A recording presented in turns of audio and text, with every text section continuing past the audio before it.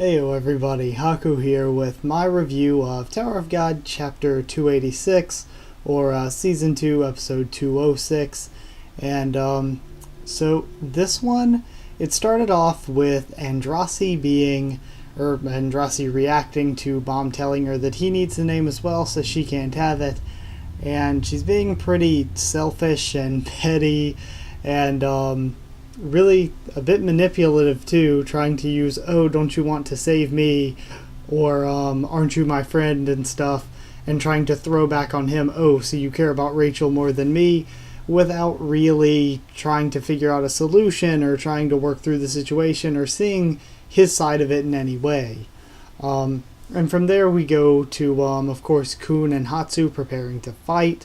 Koon has this really badass knife, and when they fight, they both fight really calmly, and the fight is so hype. Like, it's so good, and they both fight so calmly. It's really, really interesting. So, Koon uses the weapon and like the lighthouse weapon enhancement powers, like Ro used. So I thought that was really cool, since Ro was his light-bearing teacher. That like he used the same fighting style as Ro. I like that a lot. He had an attack called Emerald Sword, was really cool, and of course it was probably supposed to be in Spanish, because I'm pretty sure the Koon family attacks are in Spanish, but whatever. Maybe that's only the Machete style lightning attacks. But going on from that, Hatsu does react by saying, you know, he needs to break through the lighthouse's defense, and he uses the Dance of the Ghost Fish, rising, I think it was Rise of the Dragons or something like that. So really cool move. Like, the artwork again on both sides was really great.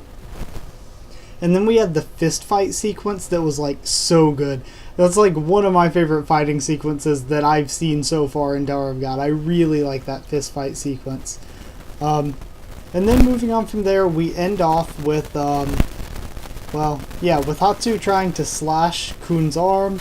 And he does slash Koon's arm pretty badly, but Koon's like, you know, I won. I made it to the door, and escape was all I needed to do. I couldn't cut you down, but I don't need to.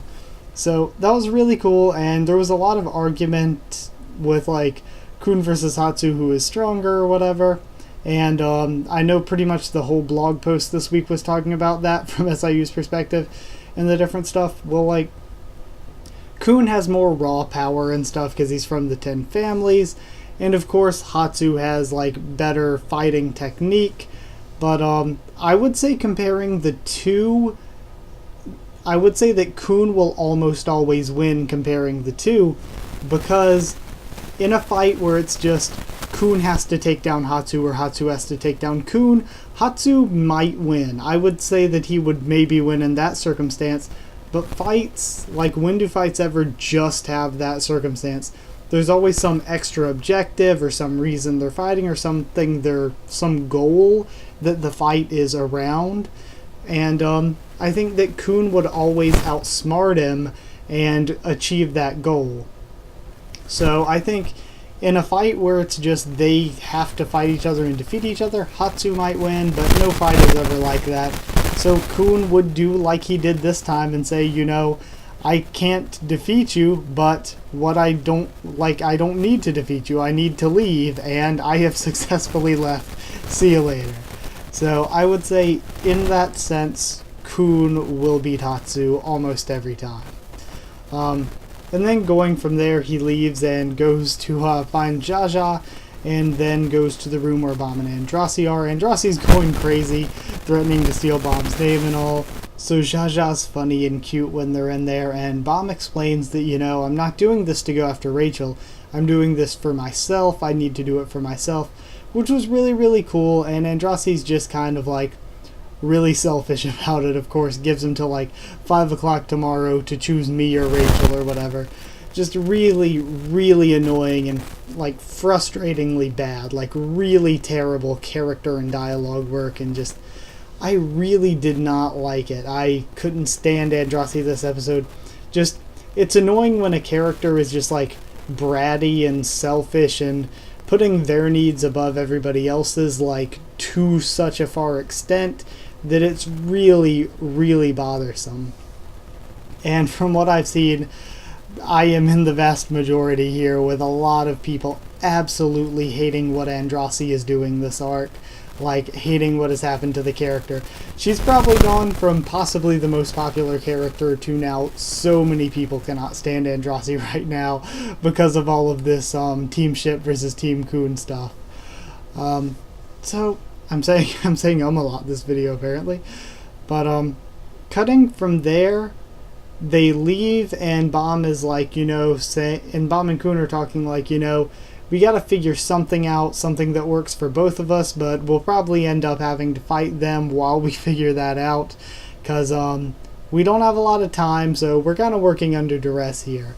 And of course, I think in the end they will end up working something out, because that seems like the obvious solution, or the obvious resolution, the way the arc's going to probably end. So we cut back to Kaiser returning to where Kaiser lives, and we have the twin princesses, and they talk about, they figured out, hey, Juviel Grace is obviously helping Androssi. They're obviously working together. We don't even need Kaiser to kill Androssi or take her name anymore. We've already got this ammo now.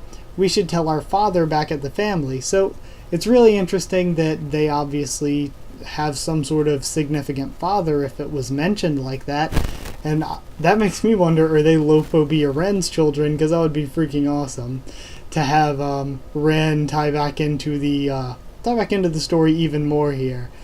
And beyond that, we then have Alphine telling Kaiser about Inietta going off on his own. And Kaiser says, you know what? Send all the rest of the 10 bosses out. We're going to capture and hold an auction with Viel's teammates before he can meet back up with them. So that's going to be really cool. Looks like we're going to be seeing the other bosses versus like Rak and then Yuan Danhua, and then I'm assuming Sachi and Boru will probably show up as well. Maybe some of the others, like I think Iruro was there, or Ryun might show back up. I'm really curious as to what Ryun's doing right now.